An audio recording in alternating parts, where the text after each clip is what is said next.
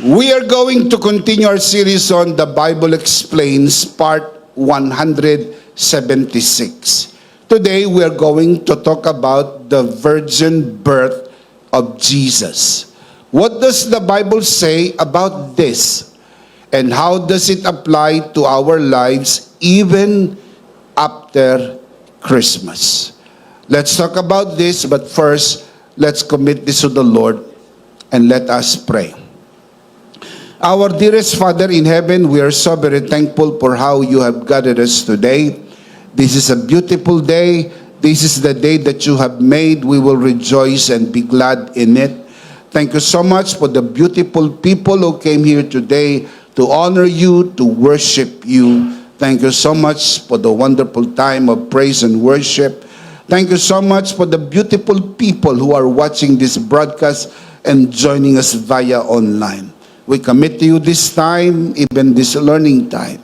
It is our heartfelt prayer that everything that will be said and done only for your glory and for the blessing of everyone. This we pray, Father, only in the name of your Son, our Lord and Savior, Jesus Christ, by the power of the Holy Spirit. And everybody would just simply say, Amen. Amen. Palakpakan natin si Lord. Amen. We are going to talk about the virgin birth of Jesus. The virgin birth of Jesus stands as one of the most profound mysteries and miraculous moments in history. Yan po ay totoong milagro at totoong misteryo na nangyari sa sangkatauhan. It is the cornerstone of God's redemptive plan, revealing His faithfulness and sovereign grace. It is also the heart of the Christmas story, reminding us that the true essence of this season is the miraculous arrival of our Savior, sent to redeem humanity and reconcile us to God. Kapag dumarating po ang Kapaskuhan, marami pong kaisipan ang nasa isip ng maraming tao. Pero ang pinakamahalagang kaisipan ay ang kaisipan ng mahimalang pagdating ng dakilang tagapagligtas dito sa mundo para iligtas tayo at tayo'y mapanauli sa Diyos sa pamagitan ng tinapos na gawa ni Kristo. I want to share with you 3 insights about the virgin birth of Christ. Number 1, the virgin birth of Jesus highlights God's faithfulness to His promises. Again, the virgin birth of Jesus highlights God's faithfulness to His promises. Binibigyang diin ng kapanganakan ng ating Panginoong Jesucristo ang katapatan ng Diyos sa kanyang mga pangako.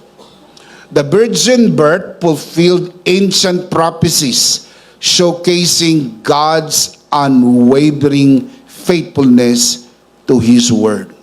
Ang Diyos po ay tapat sa kanyang salita. Ang Biblia sa Lumang Tipan ay naglalaman ng napakaraming mga hula. At isa sa mga hulang naitala sa Lumang Tipan ay ang hula ng unang Kapaskuhan. At ito po ang tinatawag the virgin birth of Jesus. And this event showcased God's unwavering faithfulness to His word.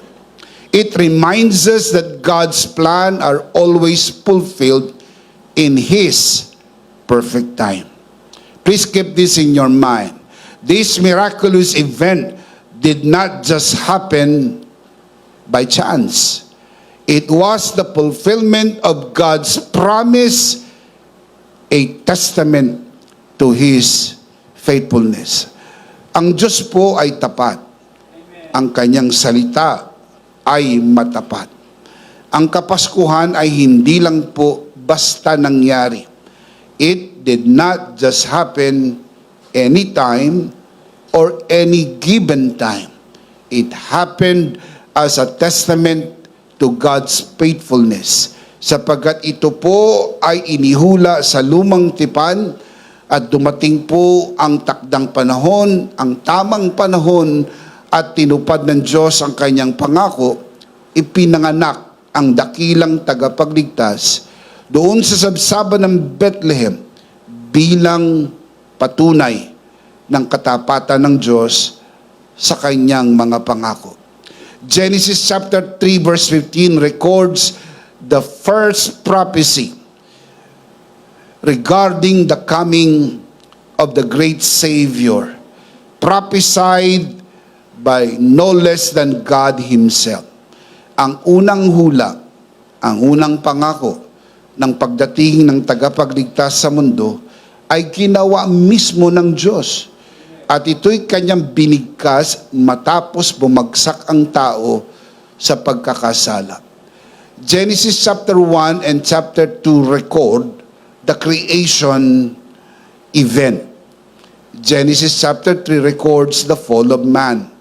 Now look at verse 15. Ang context po nito, nakail na ang bawal na bunga at bumagsak na ang tao. Kinausap ng Diyos ang ahas. In this passage, God was talking to the serpent. And God said, I will put enmity between you, referring to the serpent. I will put enmity between you and the woman, between your seed and her seed. He, referring to the seed of the woman, shall bruise your head, referring to the head of the serpent. The serpent here is the devil. He, the seed of the woman, shall bruise your head, and you, talking to the serpent, shall bruise his heel. Ito po ang kauna-unahang propesiya at unang pangako na ipinangako mismo ng Diyos nang bumagsak ang tao. Ipinangako ng Diyos na kanyang ipadadala ang binhi ng babae na dudurog sa ulo ng ahas, at ang ahas naman ay tutuklawin ang kanyang sakong. Ang sugat na tinamo ng Panginoon sa kanyang sakong ay larawan po ng kanyang kamatayan sa krus. Ang sugat sa paa ay hindi po fatal. Matanda, kasabihan na sinasabi ng mga matatanda, pagka nagkasugat ka sa paa, huwag kang mag-alala, malayo yan sa bituka. Ang ibig sabihin po ng mga matatanda, ang sugat mo sa paa ay hindi nakakamatay, hindi fatal. It means that when Jesus died on the cross, He was wounded by the serpent on His feet, sa kanyang paa. Nang ibig sabihin, ang sugat na tinamo ng Panginoon ay hindi fatal. In fact, pagkatapos ng 3 araw, siya'y muling nabuhay at buhay magpakailan-kailan pa man. Give Him praise for that. Pero, ang tinapos na gawa ng ating Panginoon Kristo, as you can see in the verse, the seed of the woman will bruise your head. Now, you don't have to be a genius to figure this out because this is generally true. Ang buhay ng ahas ay nasa ulo, wala ho sa buntot. Kahit maputol mo ang buntot ng ahas, buhay pa ang ahas hanggat ang ulo ng ahas ay buo. Kapag nadurog mo ang ulo ng ahas, kahit buo pa ang katawan, patay na ito. Nang si Kristo ay nabayubay sa krus ng Kalbaryo, inilalarawan ng sugat ng kanyang paa, ito ring tagpo na ito, ang dumurog ng ulo ng ahas. Kaya tinatayuan natin ang katotohanan na sa pamagitan ng tinapos na gawa ni Kristo, tinalo na ang kaaway, tagumpay na si Kristo, magpakailan pa man. Shout amen. His death on the cross is an ultimate victory. But make no mistake about this. Wala pong Kristo na namatay sa krus ng Kalbaryo kung wala pong sanggol na ipinanganak nung unang Pasko. Kaya ito pong Christmas story, is a very important story in our redemption because it is a testament of God's faithfulness. Ipinangako ng Diyos na darating ang tagapagligtas. Pagkalipas ng 4,000 taon, tinupad ng Diyos ang kanyang pangako. Galatians chapter 4 verse 4, letter A. But when the fullness of the time had come, God sent forth His Son. Look at the next line. Born of a woman. What does it mean? Seed of the woman. Genesis chapter 3 verse 15, God mentioned the seed of the woman. Galatians chapter 4 verse 4, the Apostle Paul mentioned born of a woman. From Adam to Christ, some 4,000 years approximately. Pagkalipas ng 4,000 taon, tinupad ng Diyos ang kanyang pangako. Ilagay po sa isip na maaring matagalan, pero hindi ho nalilimutan ng Diyos ang kanyang pangako. Maaring mainip tayo sa mabilis na kilos ng mundo, pero tayuan mo ang kanyang pangako. Langit at lupa'y lilipas, ang kanyang mga pangako ay hindi kukupas, mananatiling magpakailan-kailan paman. Tinupad ng Diyos ang kanyang pangako pagkalipas ng 4,000 taon, ipinanganak ang tagapagligtas sa sabsaba ng Bethlehem, natupad ang unang Pasko. At ang Kapaskuhan po, mga kapatid, ay larawan ng katapatan ng Diyos. Ang Kapaskuhan ay larawan na hindi nalimutan ng Diyos ang kanyang pangako. Tinupad niya pagkalipas ng mahabang panahon. Bakit? Dahil tapat ang Diyos at tapat ang kanyang mga pangako. Can you say amen? Amen. Palakpakan natin si Lord. Praise God! Praise God! Kaya dapat ang panahon ng Kapaskuhan ay nananariwa sa ating kaisipan ang mga tapat na pangako ng Diyos sa atin. Sapagkat may mga ipinangako ang Diyos sa inyo, huwag po kayong bibitaw sa mga pangako na ito sapagkat ito'y tutuparin ng ating Panginoon. If you believe that, say amen. Isaiah chapter 7 verse 14. The prophet Isaiah prophesied. Now, before I read, let me just serve this notice. Si Isaiah po ang tinatawag na messianic prophet. Kasi sa lahat ng propeta sa Old Testament, siya po ang mayroong pinakamaraming hula tungkol sa pagdating ng Messiah. Kaya siya po ang mayroong tawag na messianic prophet, sapagkat siya po ang pinakamaraming prophecy about the coming of Messiah.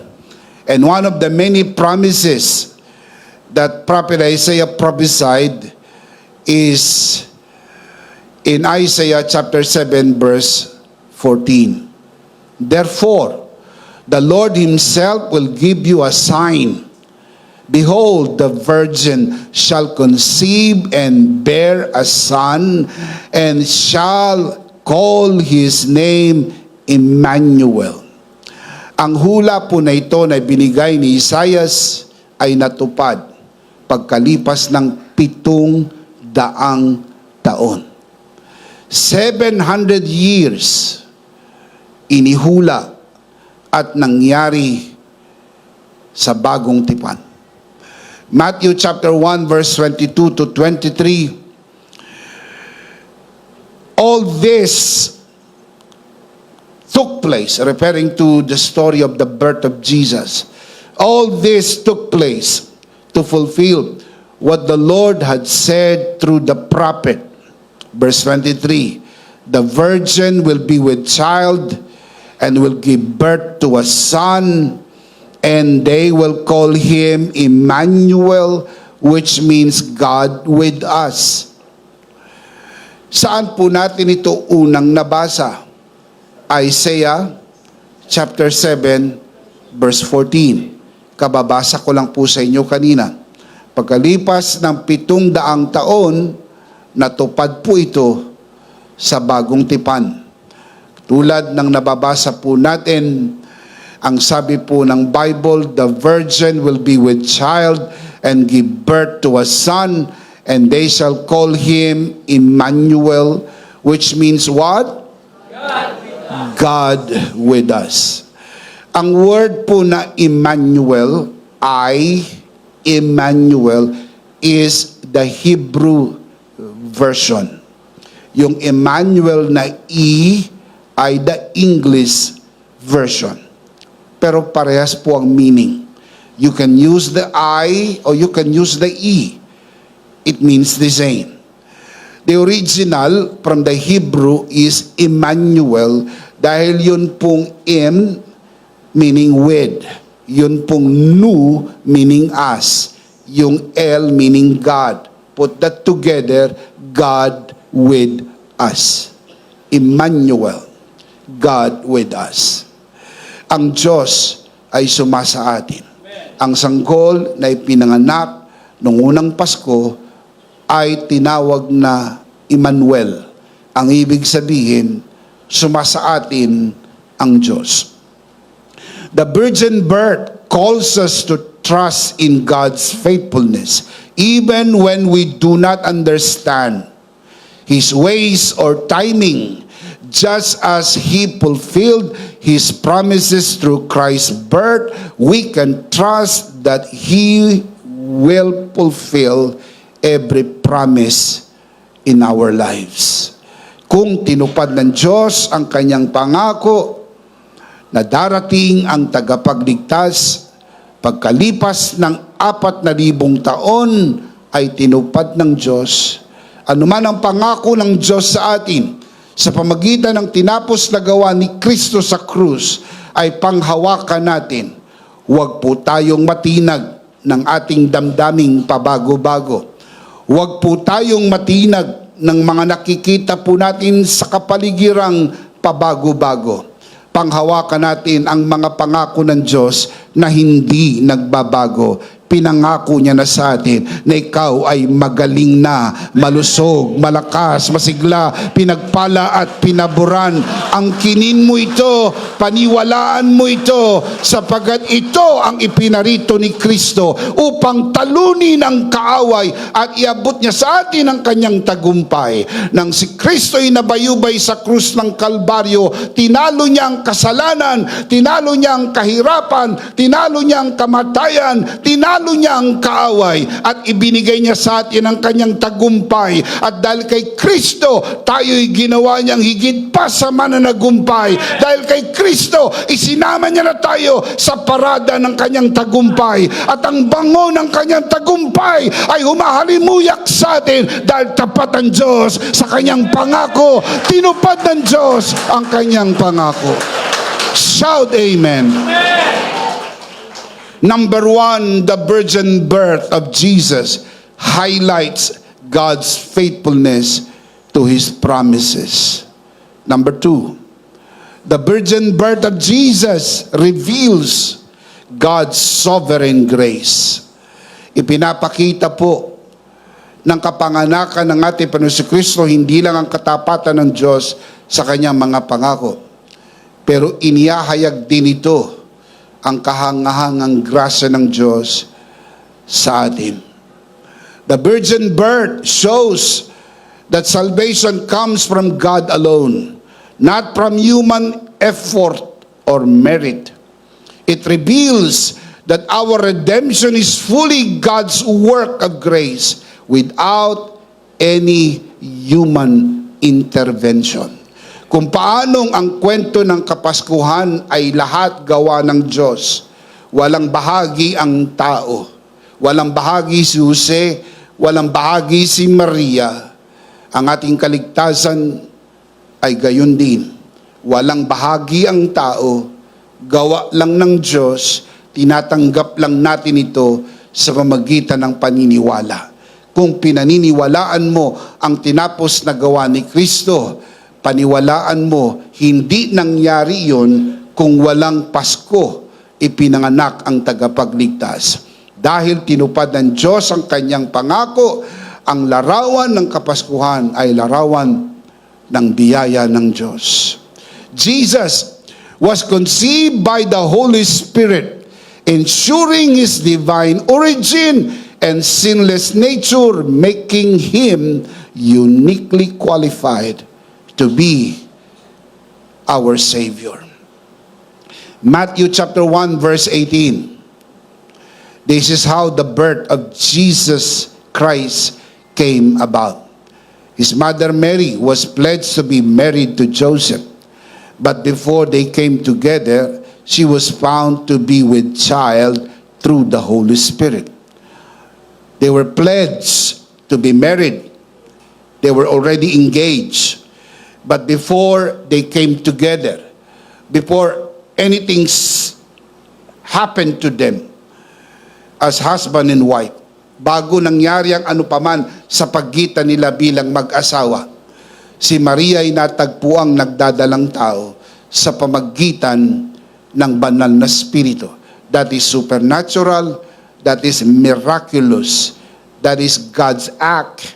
Gawa ito ng Diyos, hindi po ito gawa ni Jose, hindi po ito gawa ng sino man. Now look at verse 19.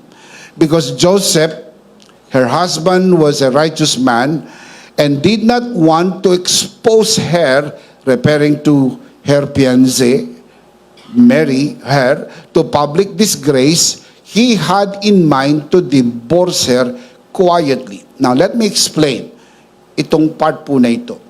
Mababasa niyo po sa Deuteronomy chapter 32, verse 23 and 24. Oh, let me rephrase that. Deuteronomy chapter 22, verse 23 to 24, na ang sino mang birhen na nakatakda ng pakasal sa isang binata at natagpo ang nagdalang tao sa pamagitan ng sino man at hindi ang kanyang mapapangasawa, siya po'y parurusahan ng kamatayan. This is very crucial para kay Maria. Sapagkat kung hindi po siya tutuluyan ni Jose, si Maria bilang birhen at biglang nagdalang tao, at sino man ang may kagagawan po nitong tao, ang dalawa ay dadalhin sa syudad, sa labas ng syudad, sila po'y babatuin hanggang mamatay. You can read that in Deuteronomy chapter 22, verse 23 and 24. Kaya ang inisip ni Jose, mahal niya si Maria, pero hindi niya naiintindihan kung anong nangyayari. Absolutely, wala siyang idea kung paanong nangyari ng babaeng kanyang pakakasalan ay biglang nagdalang tao, gayong alam niyang hindi sa kanya dahil wala pang namamagitan sa kanila. Naturally, normally, when you think naturally, something went wrong. Mary went to town. That is how you think. Na hindi nyo pwedeng sisihin si Jose sapagkat siya po'y nag-iisip ng natural at normal. Kaya habang iniisip niya ito, ayaw naman niya na si Maria ay malagay sa kahihiyan dahil once mangyari ito, si Maria ay dadalhin sa labas ng syudad at death sentence po yun. At kung sino man ang may kagagawan nito, ay gayon din ang kaparusahan sapagkat ito'y kahihiyan na dapat po ang kaparusahan ay kamatayan. Now, look at verse 20.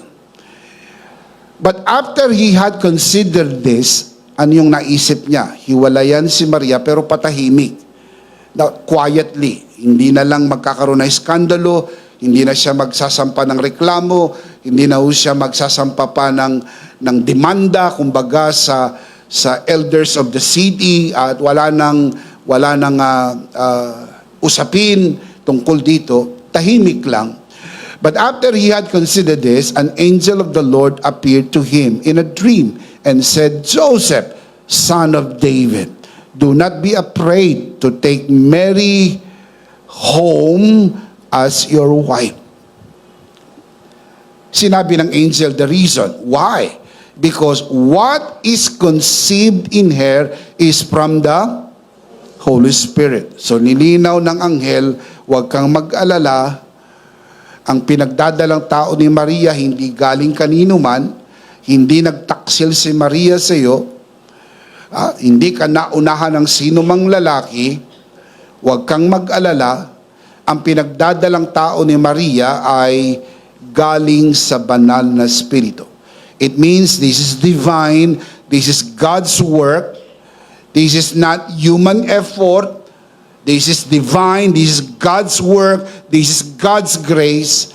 So you would understand in the same manner, like grace, no human effort, only God's work. Ephesians chapter 2 verse 8 to 9, the Apostle Paul explains, "For it is by grace you have been saved." By grace.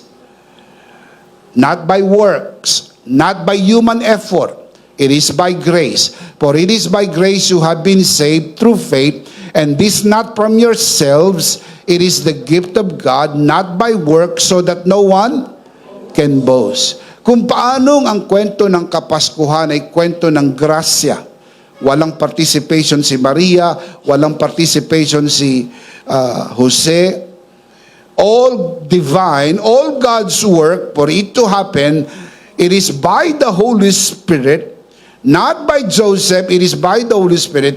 In the same manner, you need to understand that Christmas story reveals the grace of God, that our salvation is absolutely, completely divine, God's work, not mixture of grace and works, not works, but by grace alone.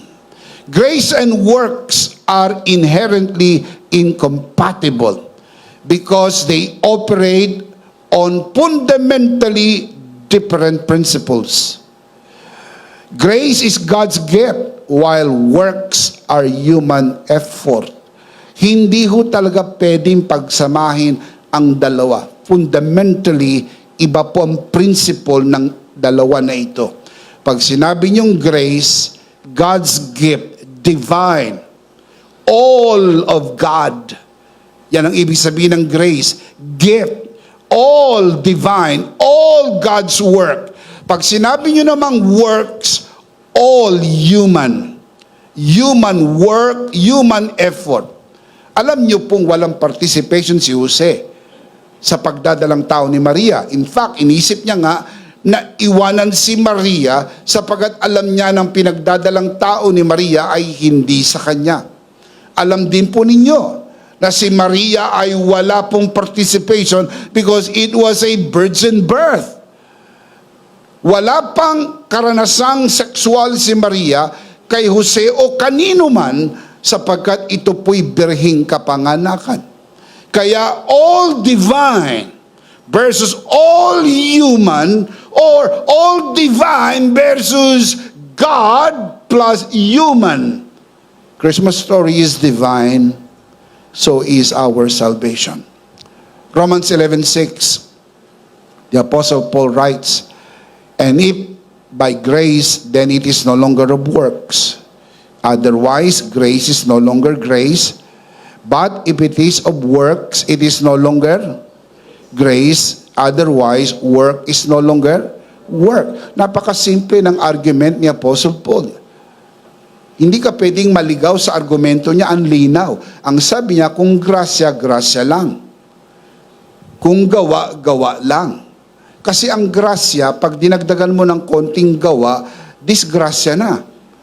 Dahil yun po'y hindi na purong grasya. Kapag ang work, dinagdagan mo ng konting grasya, disgrasya na. Sapagkat para maging work, dapat 100% work. Para maging grace, kailangan 100% grace. Yun po ang totoo. Yun po ang turo ng Bible. Kaya kung ang kaligtasan po ay grasya, kailangan 100% grasya. Kaya ang tawag dyan, full grace. Buong grasya. Wala pong halong gawa. Gawa lang ng Diyos. Tinanggap mo sa pamagitan ng pananampalataya. Ngayon, kung puro gawa naman, gawa lang. Huwag mong samahan ng grasya sapagkat hindi pwedeng magkasama ang dalawa. Sila po'y incompatible. Absolutely incompatible. Hindi pwedeng pagsamahin. Tulad po ng dilim at liwanag. Pag may dilim, walang liwanag. Pag may liwanag, walang dilim. Kasi hindi sila pwedeng pagsamahin sa iisang pagkakataon. Kaya kung grasya, grasya lang. Kaya lagi kong sinasabi sa mga pastor, kung maggagrasya kayo, magpakagrasya na kayo. Huwag ho kayong magmistiso o hybrid o magkahalo. Kumbaga, pumili ka at mag-decide ka na. Grace ba ako? Grace all the way. Kung piliin mong by works, magpakatotoo ka na. Works all the way. Ang problem po kasi ng iba, dahil kauso ang grace, may mga ilang pastor nakikiuso. Nakikigrace din ba? Kaya minsan, naririnig silang nagpipreach ng grace sermon. Kaya binibigyan ko kayo ng warning. One grace sermon from a pastor will not make that pastor a grace pastor. One grace sermon from a church will not make that church a grace church. It should be consistent. Hindi lang one sermon, kundi lahat ng sermon. Hindi lang sermon, pati worship, pati prayer, pati giving. Every part of the church is all by grace, because the very reason why we are here, it is all by the grace of God. Nothing but grace, grace plus nothing, grace, grace, all the way. Everybody shout amen. Amen. Therefore, no mixture. No mixture. Sabi ni Jesus, hindi mo pwedeng ilagay ang bagong alak sa sisidlang balat na luma. Hindi ka pwedeng magtagpi ng bagong tela sa lumang damit. Sa makatwid, ang bagong alak ay ang grasya. Ang lumang sisidlang balat ay ang lumang kasunduan ayon sa pagsunod ng tao sa kanyang gawa. Hindi sila pwedeng pagsamahin. Sabi ni Jesus, kapag inilagay mo ang bagong alak sa lumang sisidlang balat, sisirain ito ang old wineskin. Sisirain ito ang sisidlang balat na luma. Bakit? Kasi mas malakas ang bagong alak kaysa sa lumang sisidlan. Grace is greater than the law. Amen. Palakpakan si Lord. Grace is greater than the law. Amen. Hindi ka pwedeng magtagpi ng bagong tela sa lumang damit. Ang lumang damit hindi na po gagalaw. Ang bagong tela gumagalaw. Kaya pag gumamit ka ng bagong tela, itinagpi mo sa lumang damit. Paggalaw ng bagong tela, pupunitin ito ang lumang damit. Bakit? Mas malakas ang bagong tela kaysa sa lumang damit. Mas malakas ang bagong alak kaysa sa lumang sisidlang balat. Mas malakas ang biyaya ng Diyos kaysa kautusan. Mas malakas ang biyaya ng Diyos kaysa gawa ng tao. Sapat na ang biyaya ng Diyos. Palakpakan natin si Lord. Malakas. Praise God. Amen. Maaaring narinig na natin yan ng napakaraming beses. Pero sa tuwing naririnig po natin, nananariwa sa ating kaisipan ang istoryang hindi naluluma dahil sa tinapos na gawa ni Kristo. Natanggap natin ang biyaya ng Diyos, and we are forever saved, forever blessed, forever charito, forever blessed and highly favored, not by works, but by grace alone. Shout amen. The virgin birth is a profound example of God's grace without any human effort. It was fully God's work through the Holy Spirit, showing that salvation is purely by grace without human effort.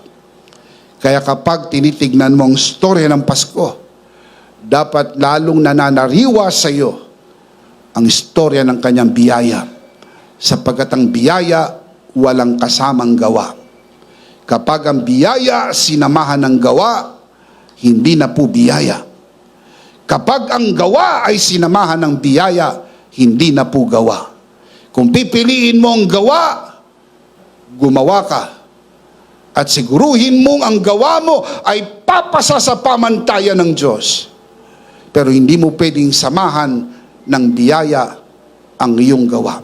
Pero pinagpapauna ko na sa inyo, lalo na sa mga nanonood sa broadcast na ito, pag pinili ninyo ang gawa bilang paraan ng inyong kaligtasan, hindi kayo papasa, sapagkat lahat ng ating mga gawa, kasama na ng mga mabubuti mong gawa, ay katulad lamang ng maruming basahan sa harap ng Diyos. Dahil ang problema ng tao ay hindi kung ano ang kanyang ginagawa. Ang problema ng tao ay kung ano siya. The problem is not what we do. The problem is who we are and what we are. Tayo'y makasalanan.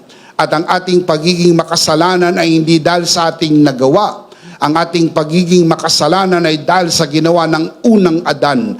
Na magkasalang unang Adan, tayo ginawang makasalanan. Inherently, from the inside, we were sinners. That's why the Bible says, we were born sinners. We are naturally sinners. And what do sinners do? Sin. Kaya yung ginagawa mo ay dahil ikaw ay makasalanan. Inuulit ko, ang sabi ng relihiyon, ikaw ay naging makasalanan dahil nakagawa ka ng kasalanan. Ang sabi ng Biblia, ikaw ay nakagawa ng kasalanan dahil ikaw ay likas ng makasalanan. Itong mabuting balita ng grasya, ipinanganak ang ating Panginoon Kristo noong unang Pasko para iparating sa iyong mensahe. Mahal ka ng Diyos, nais kanyang iligtas, nais siyang ibigay ang grasya sa iyo. Tanggapin mo ang grasya ng Diyos. Shout amen. Amen. Receive the grace of God. Number one, the virgin birth of Jesus highlights God's faithfulness to His promises. Number two, the virgin birth of Jesus reveals God's sovereign grace. Number three, the virgin birth of Jesus affirms Jesus' true identity, divine and human. Through the birth of Jesus, through the virgin birth, Jesus entered humanity while retaining His divinity. This unique union qualifies Him as the perfect mediator between God and humanity, fulfilling God's redemptive plan. Mga kapatid, ng ating Panginoon Kristo ay pinanganak sa sabsaban ng Bethlehem ng siya'y magkatawang tao. Pumasok po siya sa mundo, hindi ho nawala ang kanyang pagka-Diyos. Mga kapatid, ang maling unawa nito ay nang si Kristo ay magkatawang tao, siya'y naging tao at nawala ang pagka-Diyos. Mali po yun. Inulit ko, mali po yun. Ito ang tama. Si Kristo nang magkatawang tao, nanatili ang kanyang pagka-Diyos, nilagyan po siya ng kalikasan ng tao. Listen, wala hong subtraction, merong addition. Napakahalaga na mapanatili ang kanyang pagka-Diyos at napakahalaga na siya po'y magkatawang tao. It is very important. Ang kabayaran ng kasalanan ay kamatayan. Hindi ho siya pwedeng mamatay kung hindi ho siya magkakatawang tao. At kung siya naman po ay tao, nagkatawang tao at namatay, at hindi po siya Diyos at that point in time, ang kanyang kamatayan po walang infinite value enough to save the entire human race. To make Him a perfect mediator between God and man, He has to remain God and man at the same time because He has to fulfill God's redemptive plan. I'll show you the verse. Luke chapter 1 verse 34 to 35. Nang kinausap po ng Angel Gabriel si Mary doon sa Nazareth, Mary responded, How can this be? She was so overwhelmed of the fact na sa dami-dami-dami ng babae sa buong mundo, siya'y bukod tanging pinili. Siya'y maglilihi, siya'y magdadalang tao, at siya'y manganganak ng isang sanggol. At ang sanggol na kanyang ipapanganak ay magiging tagapagligtas ng sangkatauhan. That is very overwhelming. Kaya ang sabi ni Mary, how can this be? Mary asked the angel, since I am a virgin. Sa ibang salin, how can this be? For I know not a man. Wala pa akong karanasan sa sino mang lalaki. Wala akong asawa, ako'y birhen. Now, look at verse 35. The angel answered, the Holy Spirit will come upon you. The power of the Most High will overshadow you. So the Holy One to be born will be called what? The Son of God. The baby that will be born shall be called the Son of God. Not son of Joseph, not son of man, though he became the son of man, but the baby was called the Son of God. Huios Theos, the Son of God. Ano po ba ang nangyari talaga nang siya'y ipinanganak? Yung anak ng Diyos, nagkatawang tao.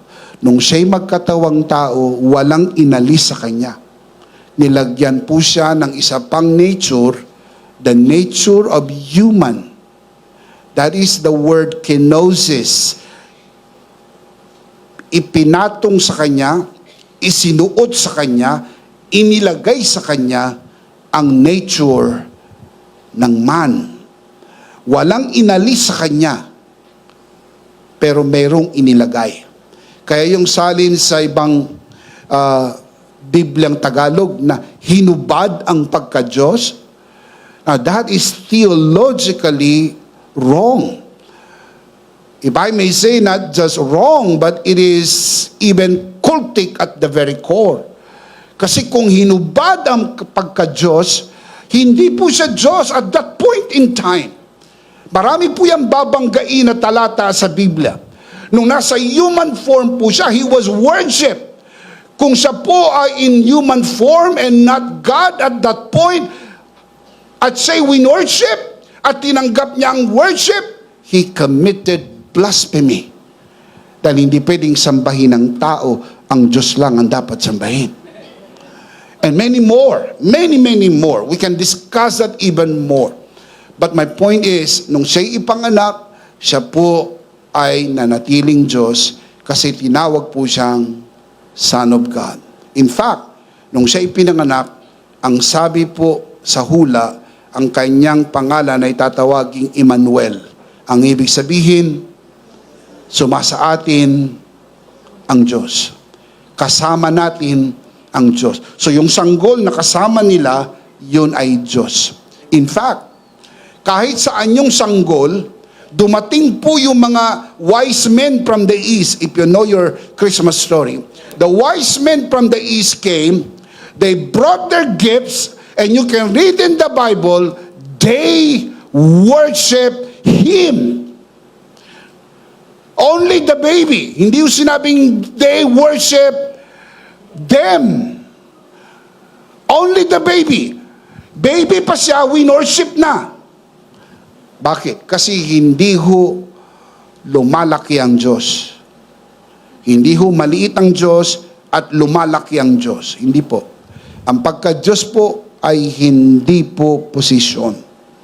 Ang pagka-Diyos po ay nature. Kaya kahit saan yung tao pa lang, nandun yung nature ng God, the wise men worship Him. And even when He was even adult, the disciples of Jesus worship Him. And many things Jesus did as divine. Nung nasaan yung tao po siya, siya'y nagpatawad ng kasalanan. Naalala niyo po yung paralitiko na ibinaba ng 4 na magkakaibigan sa kanyang harapan at sinabi ni Jesus, lakasan mo ang iyong loob, pinatawad na ang iyong mga kasalanan. Nagbulungan Ang mga meron, ang sabi ng mga meron, pamumusong! Pamumusong! Blasphemy! Ang Diyos lang ang dapat at kaya na magpatawad. Only God can forgive. True, only God can forgive. And Jesus did forgive. So it follows, Jesus is God. Many, many more. The point is this. What happened is this. John chapter 1 verse 14. And the Word became flesh and dwelt among us. And we beheld His glory. The glory as of the only begotten of the Father, full of grace and truth. Yan po yung nangyari. Nagkatawang tao ang Diyos. Ang Diyos, hindi inalis ang pagka-Diyos at ginawang tao. Hindi po. Ang Diyos, binalutan ng anyong tao. Merong idinagdag sa Kanya, pero walang inalis. Ang Greek word na ginamit po na begotten, you can see this on your screen, comes from the Greek word monogenes. Monogenes. It's a combination of two words. Mono, single. You know that. Yung genes, that's where we get the English word genes. Genos or genes, that's where we get the English medical term genes. Genes means life, family, or offspring. Pwede bang ma-determine ang lineage ng isang tao sa kanyang genes? Yes. Pwede po ma-determine kung sino ang tatay sa pamagitan po ng genetic testing. Matetest naman po ang mga genes. Hindi magsisinungaling ang laboratory. Matetrace kung sino ang tatay mo. Sapagkat iyan po ay genetic. Nandyan po yan sa genes. Kaya pag sinabi pong monogenes, ang ibig sabihin po niyan ay single life, single family, single offspring. Madali maintindihan. Ang anak ng tao, tao. Kayo ba may kamag-anak na hayop? Natawa yung iba, parang may naalala kayong kamag-anak. Tinatanong ko kayo, may kamag-anak po ba kayong hayop? Wala. Mabuti naman. Dahil hindi kayo pwede magkaroon ng kamag-anak na hayop dahil ang kamag-anak ng tao ay tao, ang kamag-anak ng hayop ay hayop. Tama po ba? Yes. Ang kamag-anak ng Diyos ay Diyos. They share single life, they share single family, they share single offspring. Pero may mga namumiloso po, mga kamag-anak ni Tasyo. Pilosopong Tasyo. Sabi, Bishop, but tayo naging anak ng Diyos. Hindi naman tayo Diyos. Now, make no mistake about this. Tayo po'y naging anak ng Diyos by virtue of adoption. Inampun tayo ng Diyos. At nung tayo po'y inampun ng Diyos, tayo'y naging anak ng Diyos. Kaya ang tawag sa atin sa Greek, huios thesia, adopted child. Ang tawag kay Jesus, huios theos, Son of God. Tayo po na mga anak ng Diyos, inampun ng Diyos. Para ma-legitimize ang pag-ampun sa atin ng Diyos, inilagay niya ang kanyang buhay sa atin. Kaya now we carry the life of God. We carry the life of Jesus. We carry the genes of our Father. Shout amen! Kaya hindi na maitatanggi anak ka talaga ng Diyos. Dahil ang sabi sa Biblia, katulad tayo ni Jesus. First John 4:17, we are like Jesus. Ephesians 4:24, we are like God because Jesus is in us. Can you say amen? Put on the new self created to be like God in true righteousness and holiness. Ephesians 4:24. Sa mga tweet, yung pong ipinanganak sa sabsaban ng Bethlehem ay Diyos na nagkatawang tao. Ipinapakita sa atin ng kwento ng Pasko ang tunay na identity ni Jesus. Kaya kita nyo po, may mga reliyong hindi naniniwala sa Pasko, ayaw magpasko, pero tumatanggap ng regalo. Ayaw ng Pasko, pero tumatanggap ng 13-month pay. May bonus pa. Sana magpakatotoo kayo. Sabihin nyo doon sa kumpanya, huwag nyo na akong bigyan ng 13-month pay. Huwag nyo na akong bigyan ng bonus. Tsaka pakiusap ko, mag-announce kayo sa Facebook, hindi ako tumatanggap ng regalo, hindi ako naniniwala sa Pasko. Ang problema, sabi nyo, hindi kayo naniniwala sa Pasko, pero tumatanggap kayo ng regalo. Meron kayong pasasalamat. Meron kayong mga pagtanggap ng regalo. Bakit? Kasi gusto lang nila yung pakinabang na dulot nito, pero hindi nila naiintindihan kung ano talaga ang kahulugan ng Pasko. Ito ang kahulugan ng Pasko. Mahal tayo ng Diyos. Ang Diyos nagkatawang tao para iligtas tayo sa ating mga kasalanan. Shout Amen. Philippians chapter 2 verse 6 to 7. Who? Referring to Christ, being in very nature God. See the first nature God, very, very nature God, did not consider equality with God something to be grasped, but made himself nothing, taking the very nature of a servant, being made in human likeness. Taking, that is the Greek word kenosis, something put into Christ. Hindi po ni-remove ang divinity, nag-stay ang divinity, taking the very nature of a servant, being made. He was made in human likeness. May idinagdag. Well, of course, I understand. It would take a lot of time to explain this even further. And I am doing injustice to just say this without having more time to explain this. Naintindihan ko po yun. Pero ako rin ay nakakaintindi na kahit anong paliwanag ang pwede kong gawin, hindi ito maiintindihan hanggang hindi ito ipahayag sa iyo ng Panginoon. Because this is a revelation that you can only understand by revelation. I wish this could help. Merong pong two natures si Jesus, human and divine, divine and human. Ang tawag po rito, hypostatic union. Nung kami po ni Pastor Joy, nag-aaral pa sa seminary, one of my major papers ay hypostatic union. One of the major papers I wrote entitled Hypostatic Union, the union of Christ's two natures, divine and human. Ito po ay major paper, research paper na ginawa ni Bishop Emmy nung nag-aaral pa po siya sa seminaryo. And I made it as a resource. Nung meron na po tayong eskwelahan, I made it as an e-book, a booklet, at maging resource na mga gustong mag-aral tungkol po sa hypostatic union, the union of two natures, divine and human. 1 Timothy chapter 3 verse 16. And without controversy,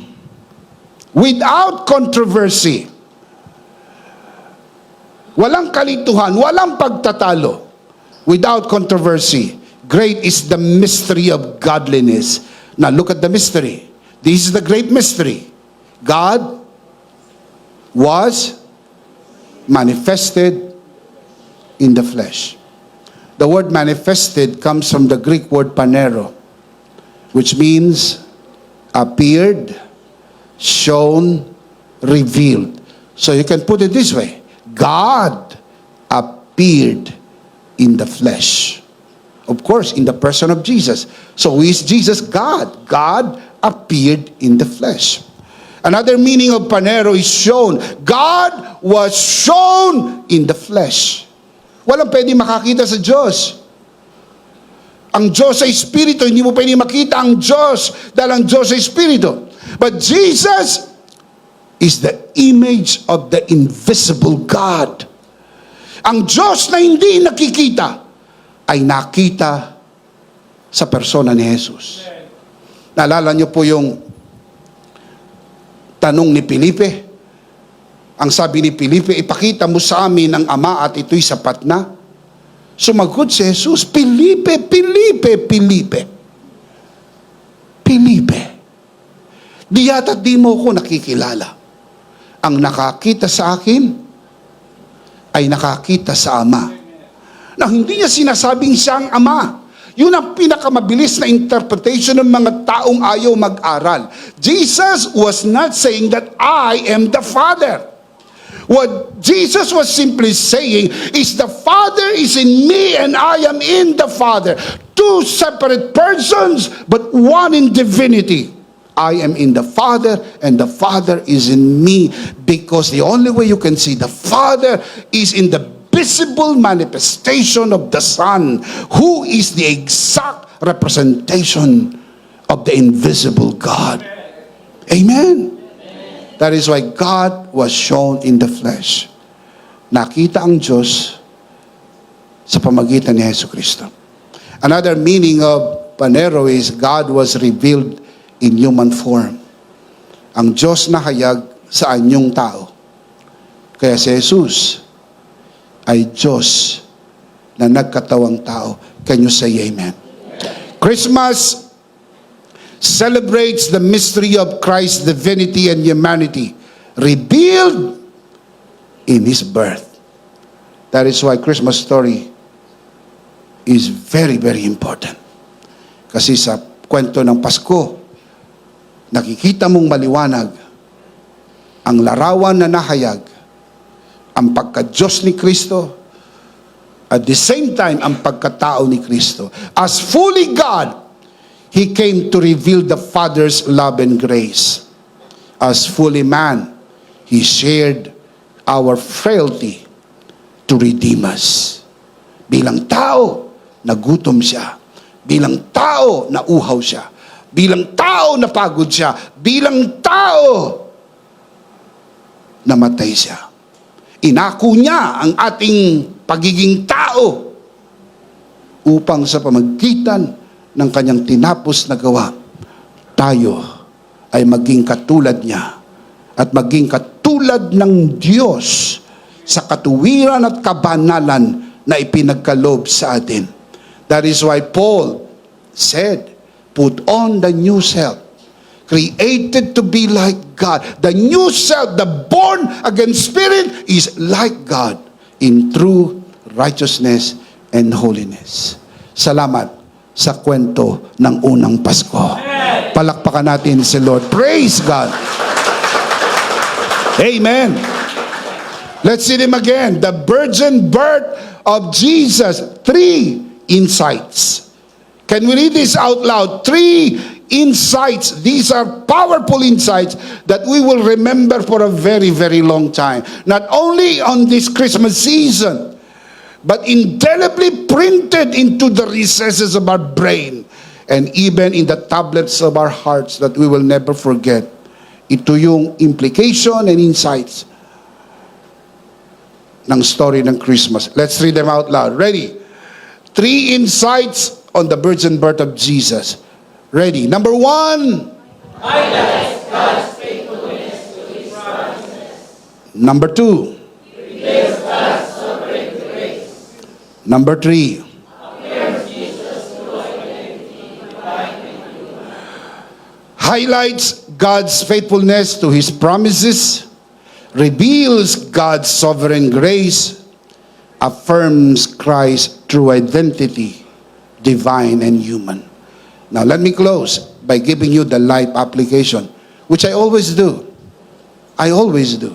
I never miss the opportunity to let you go home and know exactly how we can apply this learning not only to this Christmas season and even beyond Christmas season. Number 1, trust God's promises. His word is true and His timing is perfect. Pagtiwalaan natin ang mga pangako ng Diyos. Totoo ang kanyang pangako. At sakto ang kanyang kapanahunan. Hindi ho siya mabagal, hindi ho siya mabilis. Masyado lang mabilis ang galaw ng iyong orasan. O sadyang mabagal ka lang.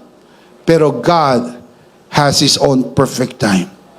Christmas is the ultimate reminder to trust God's promises.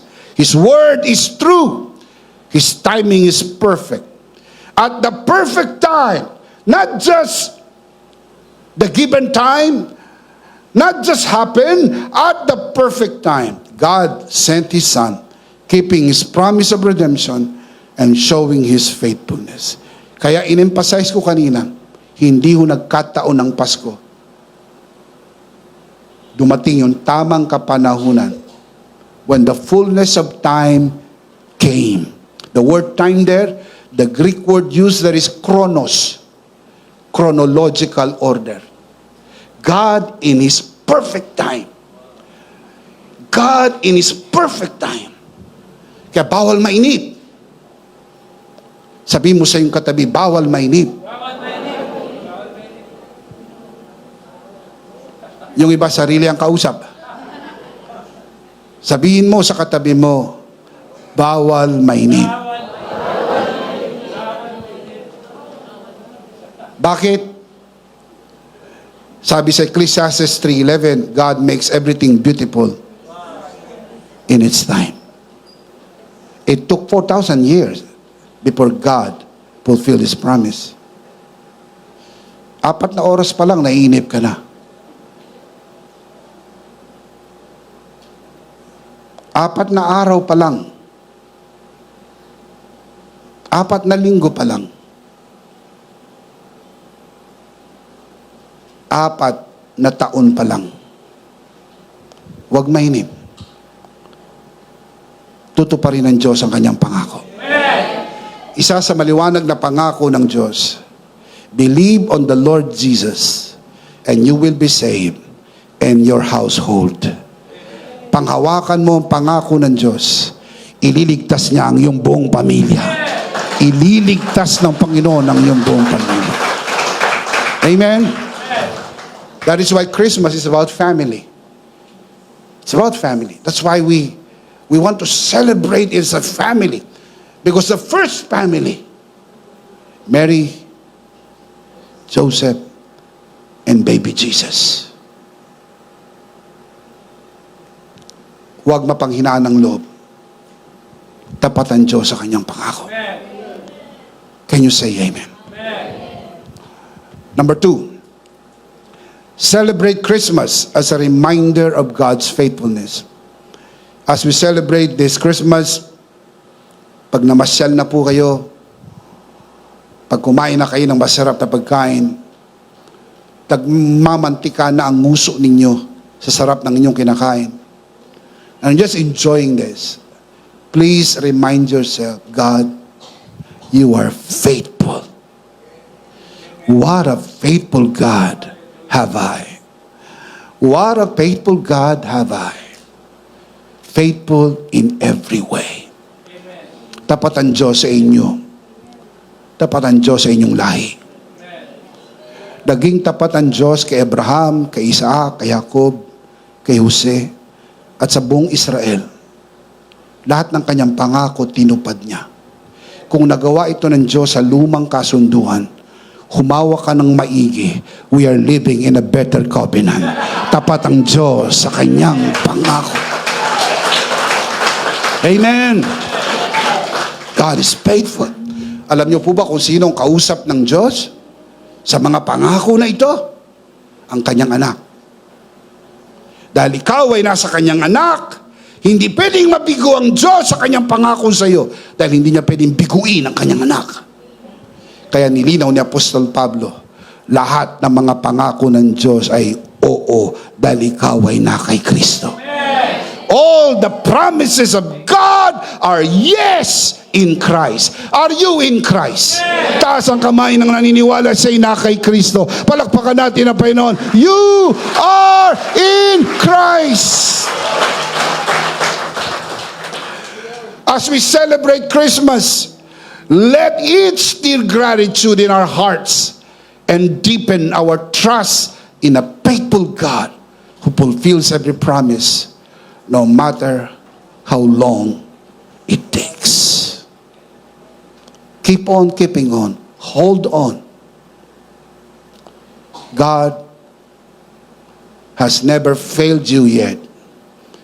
And He is not about to fail you. No, not at all. He will prove Himself faithful to you, so that when we reach the end of this journey, you can always look back and say, God, You've been so faithful to me. What a journey. What a journey it has been. Palakpakan natin, what a journey it has been. Praise God. Praise God. Number 3, embrace God's grace as a way of life. Grace is not a sermon. Grace is not a program. Grace is Jesus Christ. Amen. Right.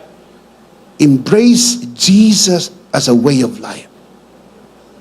Christmas is a reminder to embrace God's grace as a way of life. Just as Jesus' birth was an act of pure grace, freely given, we are called to live daily in that grace, receiving it, sharing it, and let it shape our actions and relationships. Let grace be a way of life as a father, as a daughter, as a pastor, as a friend. Let it be our way of life. And the only way it can be is by first receiving it and sharing it with others. Can you say amen? Amen. That's why Christmas is beautiful. Number 4, celebrate Christ's uniqueness, divine and human in one. May nagtanong sa akin minsan, sabi niya, Bishop, bakit pag Christmas meron kayong service sa church? Sabi niya, hindi niyo ba alam na Christmas is about family? Family will go out, people will be out there, abroad, provinces, pasyal here and there. Sabi ko, I know, I realize that. We just made a decision long time ago. Since time immemorial, and I cannot even remember kung gaano na ito katagal. But since time immemorial, we always make a point that Christmas is not about us. It's about Him. That's why we come to worship Him. People come to adore Jesus. That's why let us come and adore Him. It's about Jesus. It's not about us. We have all our time. 365 days in the whole year. Lahat pwede sa'yo. Pero you have to think, this is the time I can honor Him and worship Him. Because no one is like Him. You know, no one is like Him. Listen to this. Christmas celebrates Christ's uniqueness. Fully God, fully man. No one is like Him. The Father is God, but the Father is not man. The Holy Spirit is God, but the Holy Spirit is not man. Only Jesus and no one else, God, man. You are human, you are not divine. Nowhere in all the world like Jesus. He is the only one, Amen. divine and human. And I have a news for you. He will remain human and divine forever. As eternal testament to His grace to us. We will see Him in heaven. Makikita natin ang sugat ng kanyang kamay. Oh, I love to see that. Ipapahawak niya sa atin ang sugat sa kanyang tagiliran. Oh, how I love to touch that. Because it was that wounded hands and wounded side that heaven is our final home. Amen. Can you say amen? Palakpakan natin ang beautiful. Beautiful. As God, He brings grace and truth. As man, He shares our struggles and redeems us. This is the heart of Christmas, showing us His love and salvation. That's why you don't have to explain yourself to Jesus. Jesus will just embrace you, son. I understand you. This is what Christmas is all about.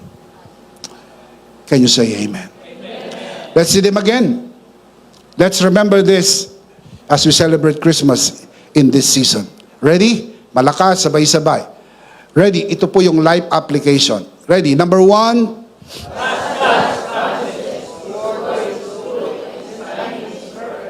Number 2. And number 3. And number 4. Trust God's promises. Celebrate Christmas as a reminder of God's faithfulness. Embrace God's grace. Celebrate Christ's uniqueness, divine and human. And let me just remind you, Christ is the only reason for this great season. No one else. Not you. Not me. It's the uniqueness of Jesus. And the big idea is, in Christ, I can celebrate through Christmas. Are you in Christ? That's the only way you can celebrate Christmas. Hindi ho yan sa sarap ng pagkain, hindi ho yan sa Christmas party, hindi ho yan sa pera, hindi ho yan sa pasyal. Hindi ho masama ang lahat ng ito. Bless your heart, you have all this to enjoy. But amidst the joy and celebration, always look up and say, I celebrate Christmas because I am in Christ. Taas ang kamay, naniniwala siya na kay Kristo. Sabihin natin sabay-sabay anong big idea? In Christ, I can celebrate through Christmas. Hindi lang Pasko, kundi tunay na Pasko. Ayaw naming tapusin ang broadcast na ito na hindi kayo mabigyan ng pagkakataon magdiwang ng tunay na Pasko sa pamagitan ni Kristo. We want you to receive Jesus today and be saved and celebrate the true Christmas because you are in Jesus. Kung nais mong tanggapin ang Panginoon Jesus sa iyong puso bilang Panginoon at sarili mong tagapagligtas, manalangin po tayo ng pagtanggap. Taas natin ang ating dalawang kamay, ipikit natin ang ating mata. Iyuko natin ang ating ulo at samahan natin ang ating mga bisita sa pamagitan ng broadcast na ito. Let us pray. Lahat po ng narito sa bulwagan na ito, lalong-lalo na sa mga nanonood sa broadcast na ito. If you will do this for the first time, pray this prayer as your personal prayer. Pero kung tinanggap mo na ang Panginoon, hihilingin ko pa rin sa mabuti mong puso na gawin mo ito alang-alang sa mga nanonood sa broadcast at sa mga narito sa bulwagan na ito. Manalangin na po tayo at sumunod tayo sa panalangin ito. Panginoong Hesus, ako po'y makasalanan. Hindi ko po kayang iligtas ang aking sarili. Ako'y mapapahamak ng hiwalay sa iyo. Ako po'y naniniwala, tinatanggap kita sa aking puso bilang aking Panginoon at aking tagapagligtas. Salamat po, pinatawad mo na ang aking mga kasalanan. Isinulat mo na ang aking pangalan sa aklat ng buhay. Sa pangalan ni Jesus, Amen. Ako na lang po mananalangin, Ama, sa oras na ito, tinataas ko po sa harapan ng sino man sa loob ng bulwagang ito, lalo na sa mga nanonood sa broadcast na ito, ang sumunod sa panalangin ng pagtanggap sa unang pagkakataon. Pinagkakatiwala po namin sila sa iyong kagandahang loob na sila'y lumago sa biyaya at sa bagong natagpuang pananampalataya sa pangalan ng Panginoon Jesus. Tayong lahat ay magsabi ng Amen. Amen. Palakpakan si Lord. Amen. Praise God. Sa lahat po ng tumanggap sa Panginoon sa pamagitan ng broadcast na ito at maging narito sa bulwagan na ito, kami po'y nakikigalak sa inyo at nais naming sabihin mula sa ikaibuturan ng aming puso, welcome to the family of God. Palakpakan si Lord. Welcome to the family of God. We are so very happy and we are so very happy. Welcome to the family of God. Tayo po'y dumako sa ating banal na komunyon. Kunin po natin ang ating communion elements Let's do this together, mga kabiyaya.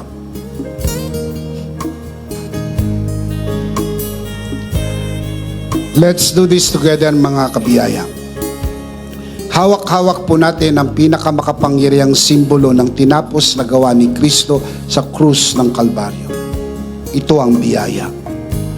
Ito ang aral na tinanggap ko sa Panginoon at ngayon naman ay binibigay ko sa inyo. Nang gabing isa'y pagkanuli dumampot siya ng tinapay. Kanyang pinagpirapiraso at kanyang sinabi, ito ang aking katawan na pinagpirapiraso dahil sa inyo. Gawin niyo to bilang pag-alaala sa akin. Sabay-sabay po natin gawin.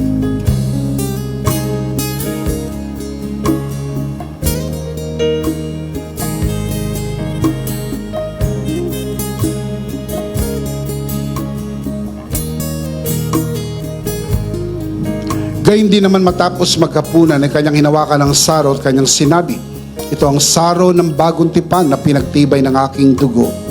Gawin niyo to bilang pag-alaala sa akin. Sabay-sabay natin gawin.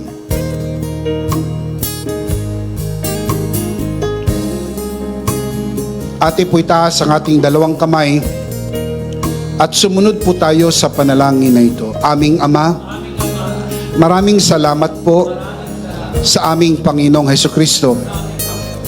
Panginoong Hesukristo, maraming salamat po sa iyong banal na dugo na iyong itinigis sa krus ng Kalbaryo. Dahil po dito, lahat ng aming kasalanan ay iyon ang pinatawad. Maraming salamat po sa iyong katawan na nabugbog at nasugatan. Dahil po dito, lahat ng aming sakit ay iyon ang pinagaling.